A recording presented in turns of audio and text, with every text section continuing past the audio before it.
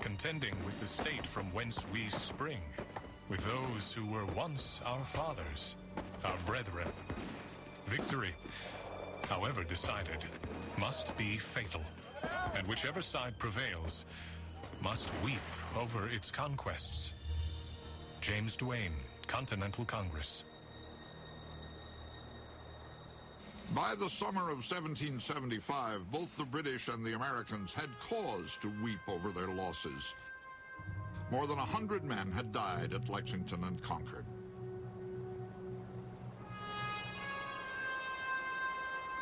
Two months later, 1/7 of the King's forces in New England, more than 1,000 men, were shot down near a place called Bunker Hill.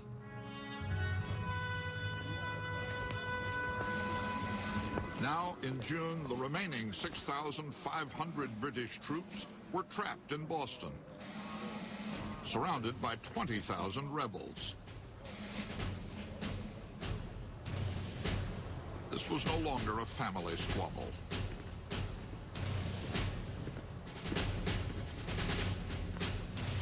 George Washington had not even learned of the battle at Bunker Hill when he set out from Philadelphia to take command of the rebel army outside Boston.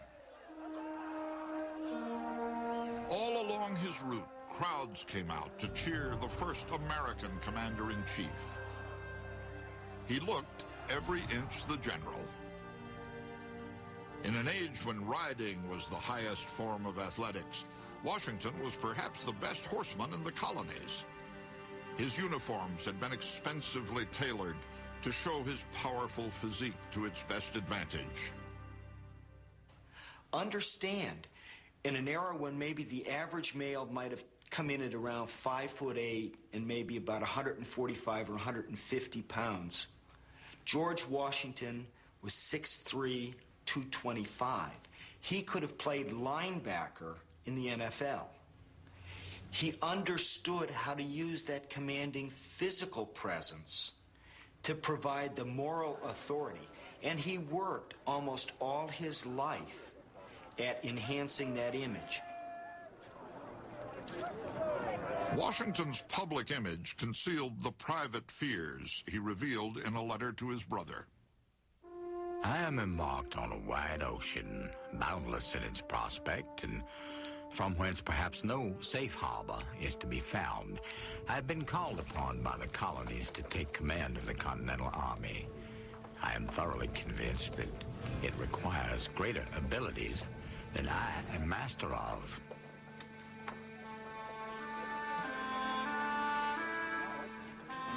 In his career, Washington had led men in only 2 small battles, and now he was taking charge of an army of amateurs. He arrived at Boston, and his first reaction was one of, oh my God, what have I gotten myself into? Chaos and confusion.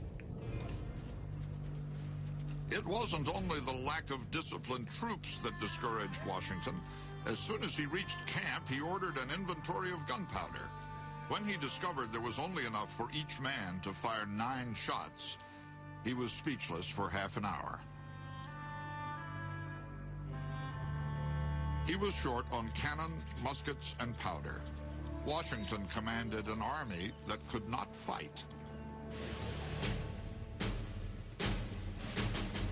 In the North, other colonists were going on the offensive against Canada. The Northern colonists had always longed to annex Canada as a 14th colony. Now it seemed a necessity. Canada was a British possession, an ideal base for launching attacks on the colonies. Washington also coveted Quebec's military supplies. He described them as the largest stock of ammunition ever collected in America. Leading the attack was Irish-born Richard Montgomery, at 37, the youngest major general in the American Army. He was a British officer who came to New York in 1772, settled down to be a farmer in 1773, married the daughter of Judge Robert R. Livingston. They were madly in love, at least according to Janet, who referred to him as her friend, her lover, and her husband. Janet reports in her diary that she woke from a terrible dream in which her husband was killed by his own brother. And when she rushed to his side as he was dying, he didn't know her. Her husband's response to this was, "You know that our happiness won't last, and we have but a short time together." To support Montgomery, Washington chose Colonel Benedict Arnold to lead a second army to Canada. Arnold planned to take more than 1,000 men to Quebec via the rugged route up the Kennebec River, while Montgomery advanced up the more accessible Lake Champlain corridor. Arnold was relying on a 10-year-old map to guide him 350 miles, all upstream, through the Maine wilderness. When Arnold set out to try the backdoor march to Quebec, he was attempting with a large military force to do what nobody except a very, very small exploring party had ever done before. It was late September by the time Arnold gathered his troops and supplies. The air was already chilled by the approach of winter, but Arnold set out anyway. Before long, the expedition's boats, hastily built of green wood, began to come apart. Then the food ran out. Arnold's troops began to eat their cartridge boxes, their shoe leather, their shaving soap. After 6 weeks, nearly 400 turned back. The rest struggled on through waist-deep, freezing water.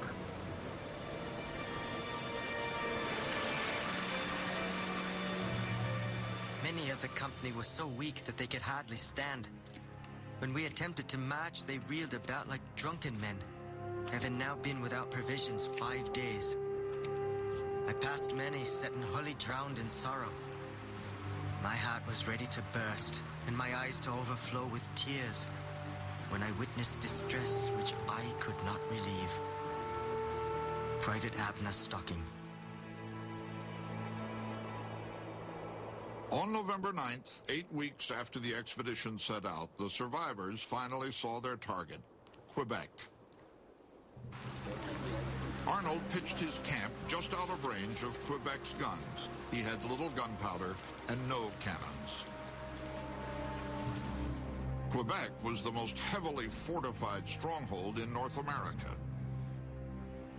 Though he was outnumbered 2-1, Arnold demanded the city's surrender. The British and Canadians, amply supplied, stayed comfortably behind their walls and waited for the invaders to starve or freeze to death. Then on December 2nd, Montgomery arrived with a supply of powder, several cannons, and an ambition equal to Arnold's.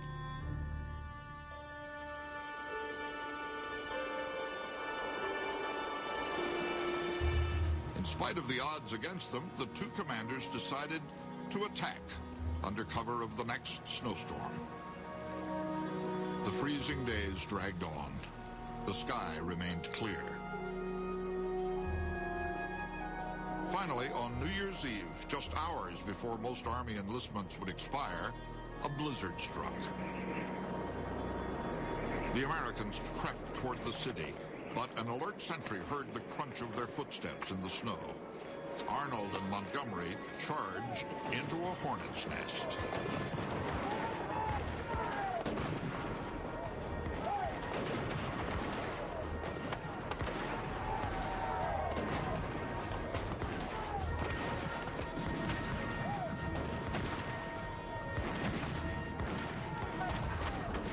A musket ball broke Arnold's leg. Still, he tried to lead the attack, until his men finally persuaded him to limp to a surgeon a mile away.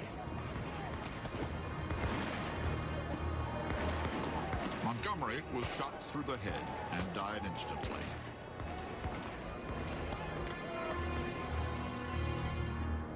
His widow, Janet, would live another 52 years and never remarry.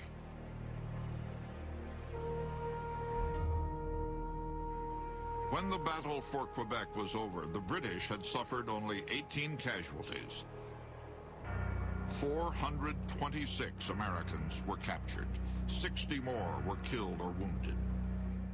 The Americans failed to take Canada, failed to capture any weapons, and failed to close off a dangerous artery of invasion.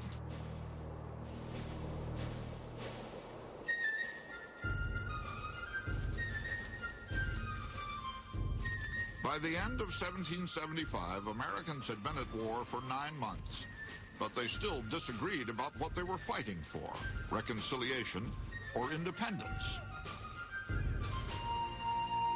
Even in the rebel headquarters, some of Washington's officers still raised their glasses to their leader, George III, King of England.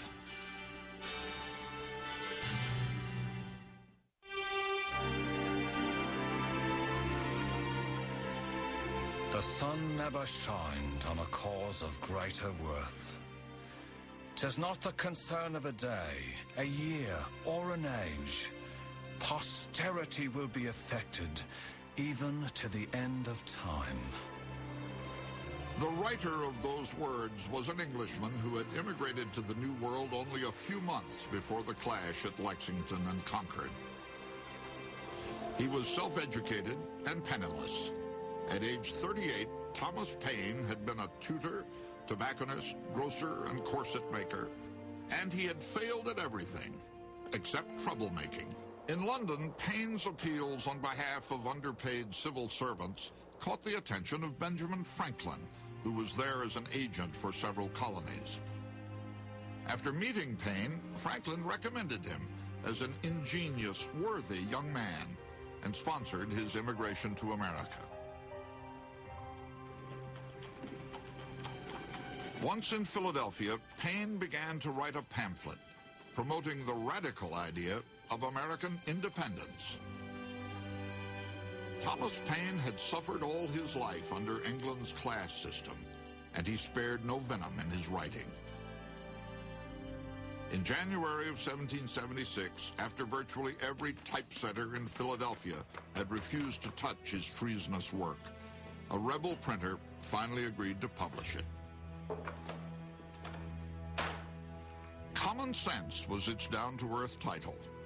In its 47 pages, Paine attacked the notion that England's king should be seen as a parent to the American colonists. He set out to dethrone the sacred institution of monarchy.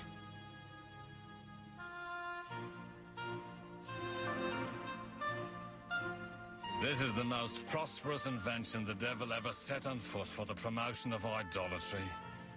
In England, a king hath little more to do than make wars and give away places. A pretty business indeed for a man to be allowed 800,000 a year for, and worshipped into the bargain. Paine, I think, virtually destroys the notion of monarchy as a form of government, which is really surprising because no one had been attacking monarchy in the colonies. It wasn't a political issue. And his arguments seemed to be so persuasive that virtually no colonist, with the exception of the Tories, ever advocated monarchical rule again.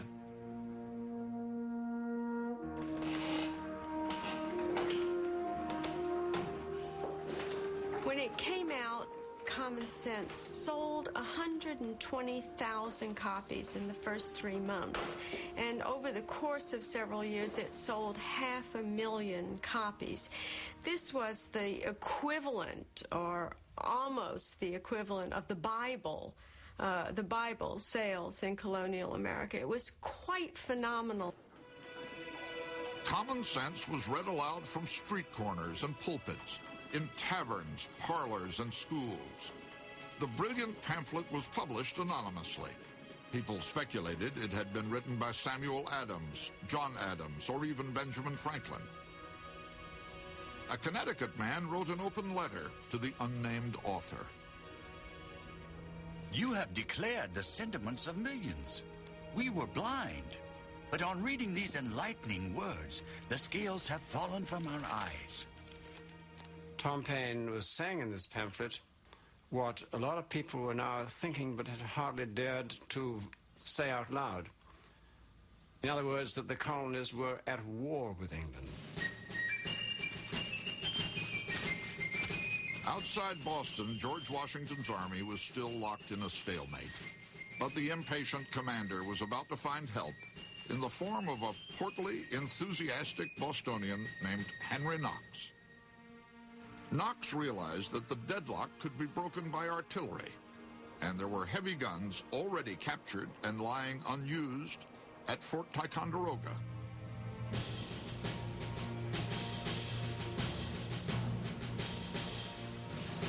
We sometimes think of Henry Knox as being a rather old man from the paintings that exist, but in fact, Knox was only 25 years old when the war broke out and he became commander of Washington's artillery. Knox had no military experience. In fact, he had been a bookseller in Boston and was probably the best-read American on the art of artillery warfare in the 18th century.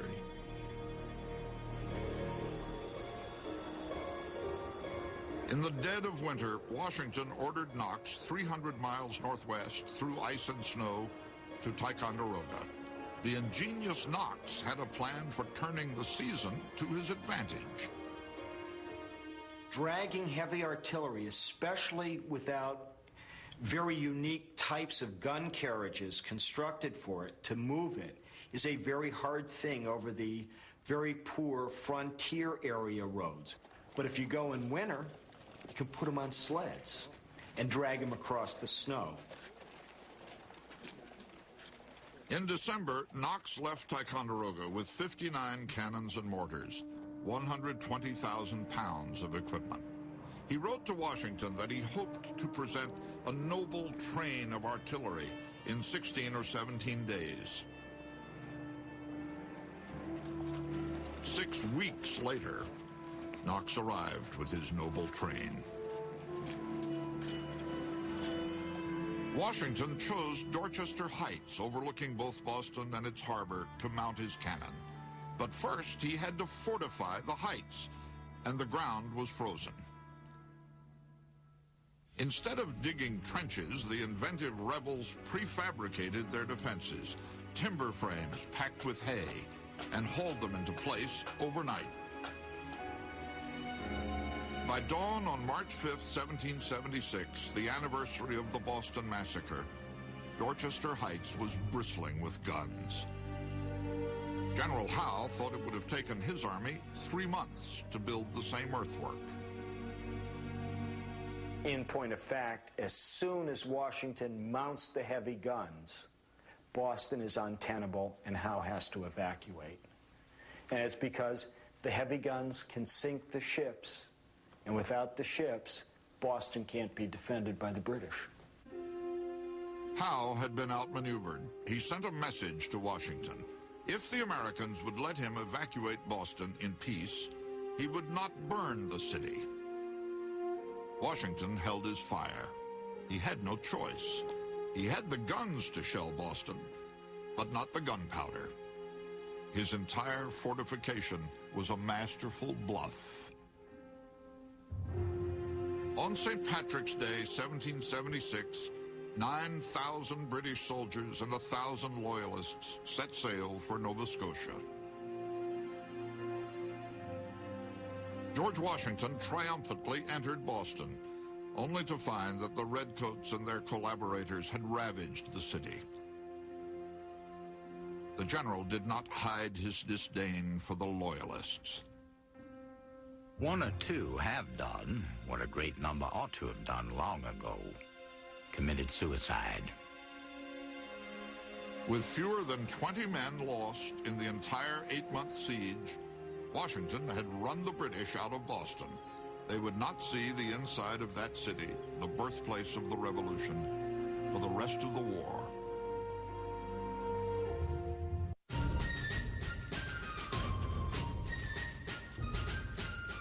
nearly a year of war, the Americans still had not declared their independence from Great Britain. By John Adams' reckoning, only 1/3 of the colonists were for the rebellion. Another third were against it, and the remaining third were indifferent. The image that the American Revolution was a spontaneous mass uprising of united souls who possibly from birth yearned to be an independent nation is not at all true. Far fewer people were willing to break with the king. Some didn't really feel that the revolution was merited. Even within Congress, meeting at the Pennsylvania State House, some delegates still argued for mending the rift with England. But soon, the radicals pushing for independence would get an unexpected boost from King George himself. In January of 1776, ships arrived from England carrying the past year's news. The king had announced to Parliament 3 months earlier that he was gathering a huge force to crush the rebellion. On June 7th, 1776, Congressional Delegate Richard Henry Lee, a tobacco planter from Virginia, rose to offer the inevitable resolution. That these united colonies are free and independent states, that they are absolved from all allegiance to the British Crown.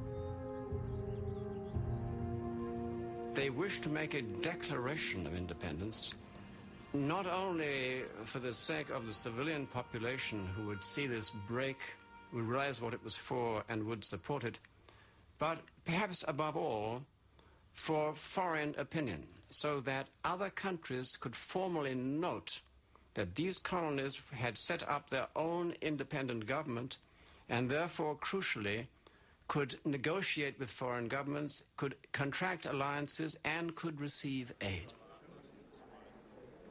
Congress appointed a 5-man committee to draft a Declaration of Independence, among them Benjamin Franklin and John Adams. But none of the senior members wanted the tedious job of writing it. The document itself, they believed, would be an historical footnote, a technicality. So the task was foisted on the committee's youngest member, 33-year-old Thomas Jefferson. Jefferson didn't want the job either. His mother had recently died, and he had just returned from Virginia after being bedridden for 6 weeks with a migraine headache. Nevertheless, during 2 hot June days and nights, in a second-story rented room, Jefferson bent over his portable writing table and produced the first draft of the most enduring protest document in the history of the free world. Jefferson's words, though magnificent, were not wholly original. He borrowed from his Virginia neighbor, George Mason, who in turn had borrowed from the 17th century British philosopher John Locke. Just weeks earlier, Mason had written in the preamble to the Virginia Constitution that all men by nature are equally free and independent and have certain inherent rights, namely the enjoyment of life and liberty. There's nothing new in the Declaration of Independence. If its arguments hadn't been familiar and understandable, it wouldn't have been a very powerful document of justification. What you might say was radical about it was, after all, it was an initial formal statement of the first of the modern revolutions against king government and an established legitimate constitution. After 9 hours of heated debate in airless rooms, Congress passed the Resolution for Independence. 13 separate English colonies now called themselves the United States of America. The delegates voted on July the 2nd, 1776, a date John Adams was certain would go down in history.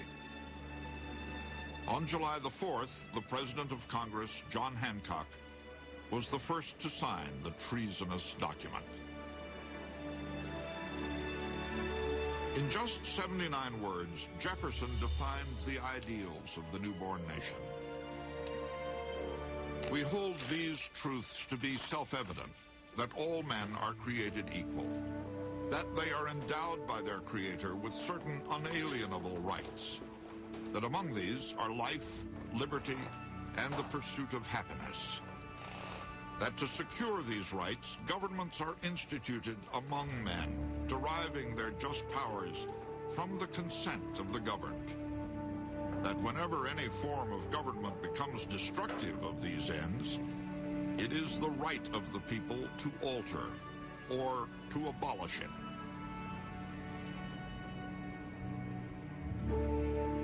Although the man who wrote the Declaration of Independence championed the ideal of equality, Jefferson himself owned nearly 200 slaves.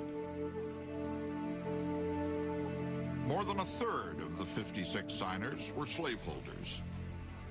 With the exception of one Catholic, all were Protestant, white, and men of property. They did not include most of the population of America in their new freedoms. Neither women, nor blacks, nor Indians, nor white men who had no land to their names. In London, newspapers decried the hypocrisy of a land of slaveholders declaring equality. One account portrayed a South Carolina clergyman praising the Declaration while his slave held a parasol over him with one hand and fanned him with the other. But throughout America, the birth announcement of the fledgling nation set off riotous demonstrations. George Washington had the Declaration read aloud in camp. In New York City, a rebel mob pulled down the statue of George III and had the 2 tons of lead melted into 42,000 musket balls. As patriots celebrated the Declaration, Benjamin Franklin's oldest son began serving a 2-year prison term. William Franklin, the last royal governor of New Jersey, refused to renounce the King of England and was pronounced an enemy to his country.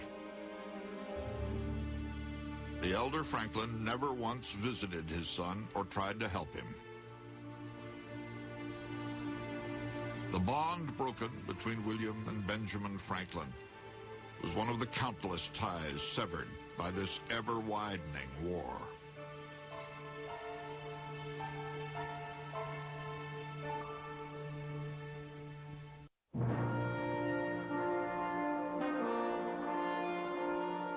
The week the Declaration of Independence was approved in Philadelphia, 100 miles away, New York's harbor was growing white with sails. One observer described a forest of trimmed pine trees floating towards the city. The largest force that ever sailed from Great Britain, 32,000 soldiers, 10,000 sailors, and 52 warships, was gathering to crush the rebellion in a single campaign. To make certain of it, the British had hired 8,000 of the best trained and most feared soldiers in the world, Hessians from Germany. After an entire year as commander-in-chief, George Washington faced his first battle. But without a navy, New York was the worst possible setting for his baptism of fire. It strategically was an extremely difficult, in fact, really an impossible place for Washington to defend. Manhattan Island is an island, obviously. Long Island is an island. And the British had absolute naval superiority. But Congress insisted that Washington defend New York City. Against General William Howe's army of professionals, Washington could field just 19,000 soldiers, and only a handful could be termed professional. Many were militiamen, untrained and untried. Many were short-term recruits, like 15-year-old Joseph Plum Martin, a Connecticut farm boy. Soldiers were enlisting for a year's service. I did not like that. It was too long a time for me at the first trial. I wished only to take a priming before I took upon me the whole coat of paint for a soldier. Joseph Plum Martin entered military service while he was still only 15 years of age. He was living with his grandparents in Milford, Connecticut, not very happy living there. He faced a hard life of work on the farm. He was looking for adventure. He felt that it was an obligation of young men to serve in the military. After learning that his first battle would be for New York, Martin discovered a patriotic fervor. I was told that the British Army was reinforced by 15,000 men. I did not care if there had been 15 times 15,000. I should have gone just as soon. The Americans were invincible, in my opinion. The rebel army may have looked invincible to a young private, but Washington and his generals had failed to reconnoiter the battleground. Not so the British. General Henry Clinton had spent his youth in New York when his father was the royal governor. He took it upon himself to survey the American defenses on Long Island, and he found their weak spot. The forward American line was thinly held by 3,000 troops, and a pass to the east was undefended. Clinton devised his strategy. While part of the British Army preoccupied the Americans, the main force would slip behind them and close the trap. Against 3,000 rebels, Clinton planned to deploy 20,000 troops.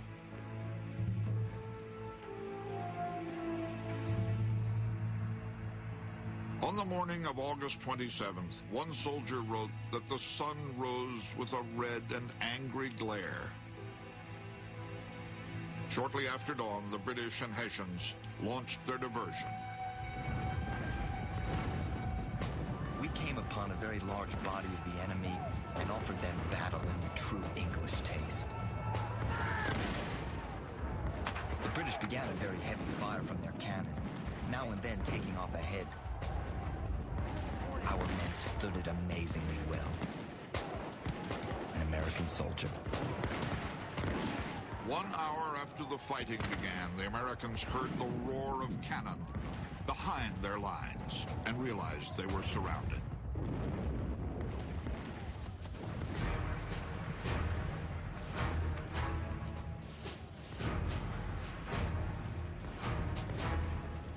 Now the Hessians, with bayonets fixed, closed in. To buy time for his men to escape, General William Sterling, with 250 troops, counterattacked. Sterling was described as fighting like a wolf. 5 times the Americans charged. 5 times they were driven back.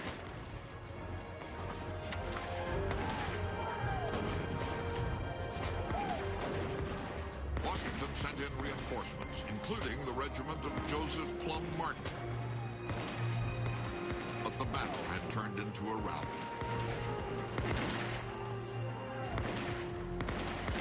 By the time we arrived, the enemy had driven our men into the creek. Those that could not swim sunk. The British were pouring the canister and grape upon the Americans like a hail. When they came out of the water and mud to us looking like water rats, it was a truly pitiful sight. On Long Island, the Americans had fought their first formal battle and lost. On the British side, 400 soldiers were killed, wounded, or missing. but Washington lost nearly 1,500 men. The Americans were now trapped on Long Island with their backs to the East River. But hours passed, and the British did not attack.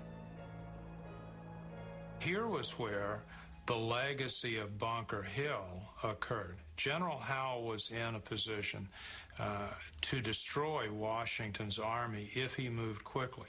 But Howe hesitated. He wanted more information. He wanted more men. He paused, and when he paused, a storm blew up. The day after the battle, a heavy rain fell all day and through the night. While it fell and the British waited, Washington began to round up boats.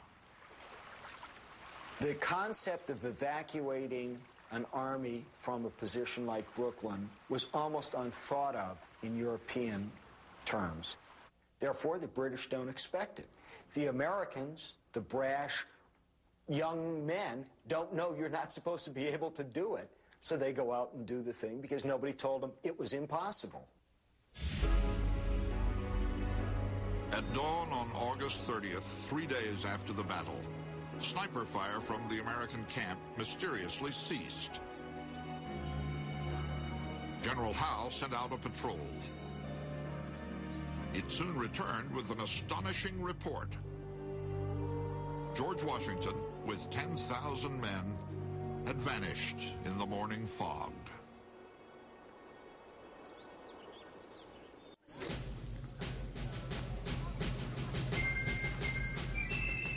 As George Washington abandoned New York City, his officers debated burning it down. In the end, both the commander and the Congress said no. And the British moved into their comfortable winter quarters. But just after midnight on September 21st, 1776, fire did break out. No alarms could be rung. The rebels had taken the town bells to melt into ammunition. As the blaze spread, so did rumors that it was started by the Patriot Underground. From his camp on Harlem Heights, Washington watched as a fourth of the city turned to cinders. In the fall of 1776, the British were preparing an invasion from Canada to finish off the rebels.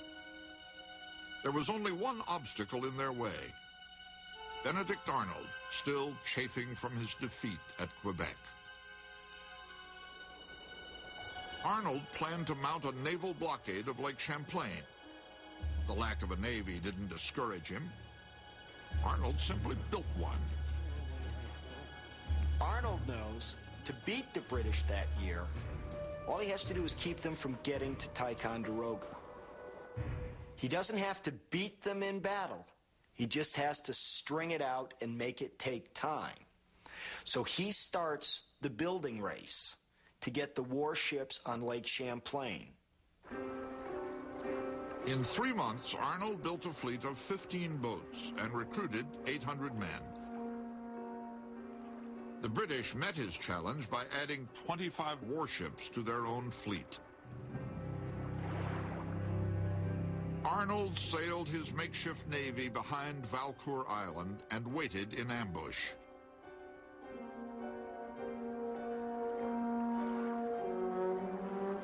At noon on October 11th, 1776, the British flotilla found him. And the battle began. Arnold fought with a fury. Lacking trained gunners, he aimed some of the cannons himself, even while directing the fray.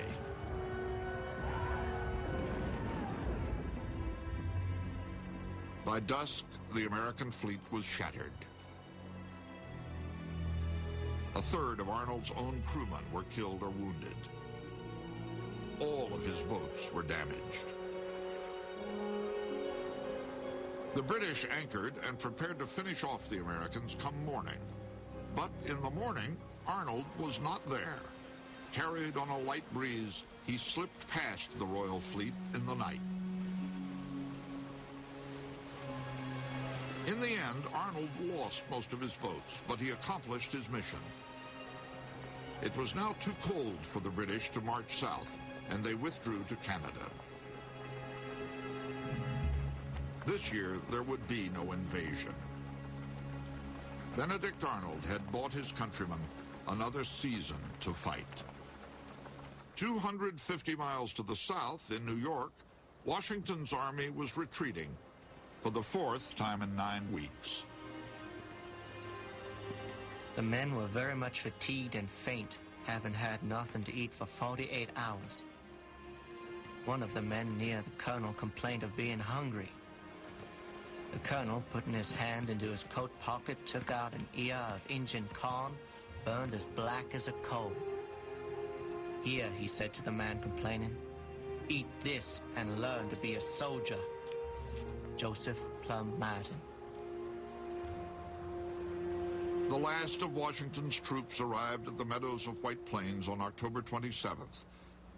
And on the 28th, Howe attacked.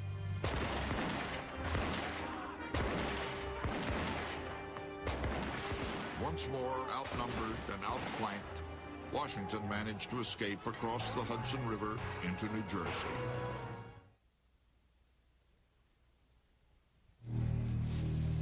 All during the long retreat, a volunteer soldier wielded his pen at night by the light of campfires, using a drum for a writing table. As Christmas approached, Thomas Paine presented to his countrymen a gift of stirring essays called The Crisis. These are the times that try men's souls. The summer soldier and the sunshine patriot will, in this crisis, shrink from the service of his country. But he that stands it now deserves the love and thanks of men and women. Tyranny, like hell, is not easily conquered. Yet we have this consolation with us, that the harder the conflict, the more glorious the triumph.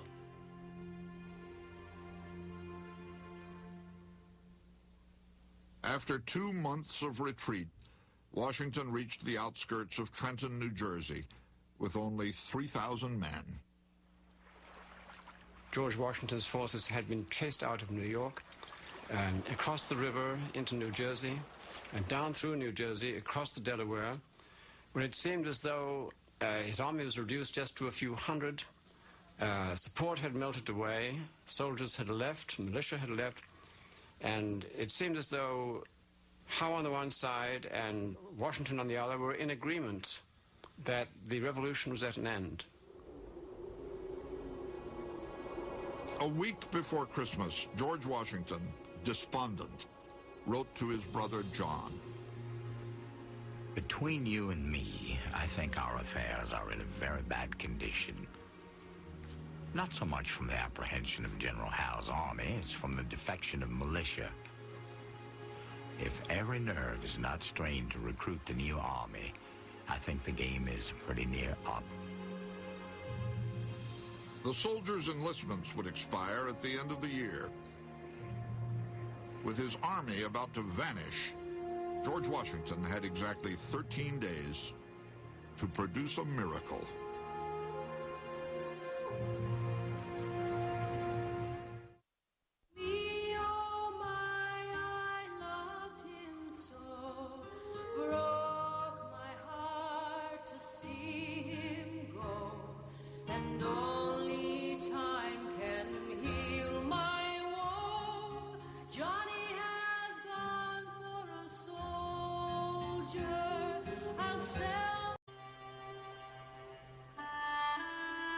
To support Montgomery, Washington chose Colonel Benedict Arnold to lead a second army to Canada. Arnold planned to take more than 1,000 men to Quebec via the rugged route up the Kennebec River, while Montgomery advanced up the more accessible Lake Champlain corridor. Arnold was relying on a 10-year-old map to guide him 350 miles, all upstream, through the Maine wilderness. When Arnold set out to try the backdoor march to Quebec, he was attempting with a large military force to do what nobody except a very, very small exploring party had ever done before. It was late September by the time Arnold gathered his troops and supplies. The air was already chilled by the approach of winter, but Arnold set out anyway. Before long, the expedition's boats, hastily built of green wood, began to come apart. Then the food ran out. Arnold's troops began to eat their cartridge boxes, their shoe leather, their shaving soap.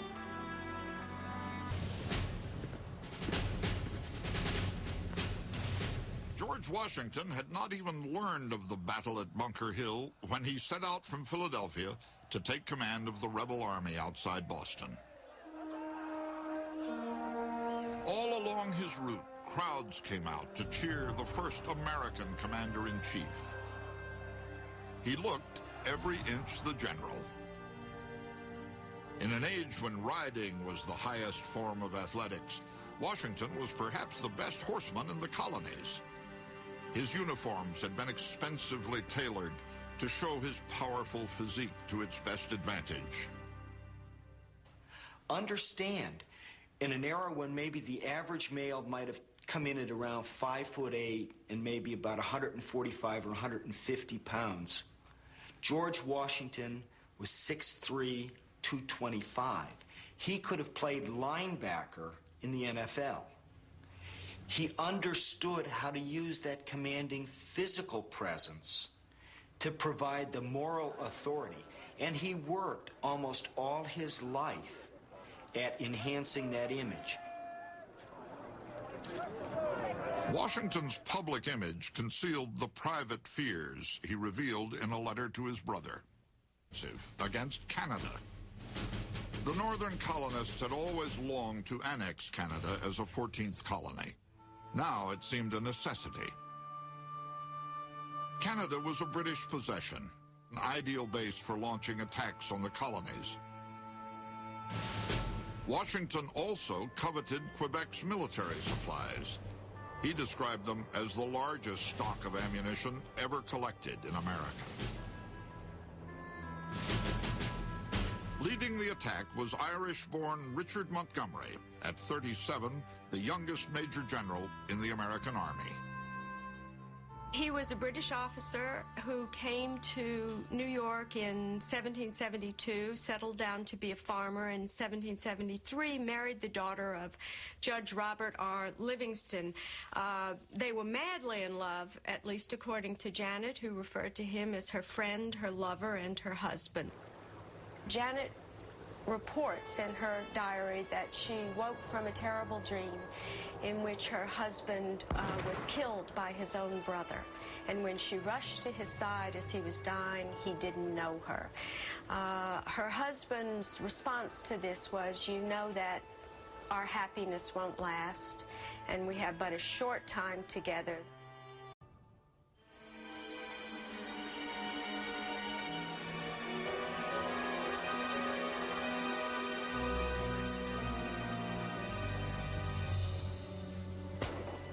We are contending with the state from whence we spring, with those who were once our fathers, our brethren. Victory, however decided, must be fatal, and whichever side prevails must weep over its conquests. James Duane, Continental Congress. By the summer of 1775, both the British and the Americans had cause to weep over their losses. More than 100 men had died at Lexington and Concord.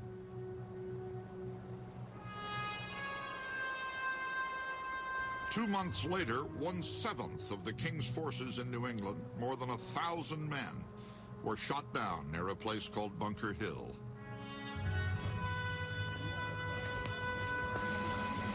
Now, in June, the remaining 6,500 British troops were trapped in Boston, surrounded by 20,000 rebels. This was no longer a family squabble. I am embarked on a wide ocean, boundless in its prospect, and from whence perhaps no safe harbor is to be found. I have been called upon by the colonies to take command of the Continental Army. I am thoroughly convinced that it requires greater abilities than I am master of.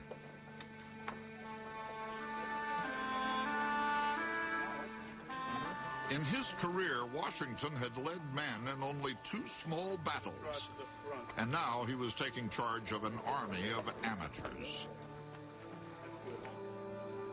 He arrived at Boston, and his first reaction was one of, oh my God, what have I gotten myself into? Chaos and confusion. It wasn't only the lack of disciplined troops that discouraged Washington. As soon as he reached camp, he ordered an inventory of gunpowder. When he discovered there was only enough for each man to fire 9 shots, he was speechless for half an hour. He was short on cannon, muskets, and powder. Washington commanded an army that could not fight.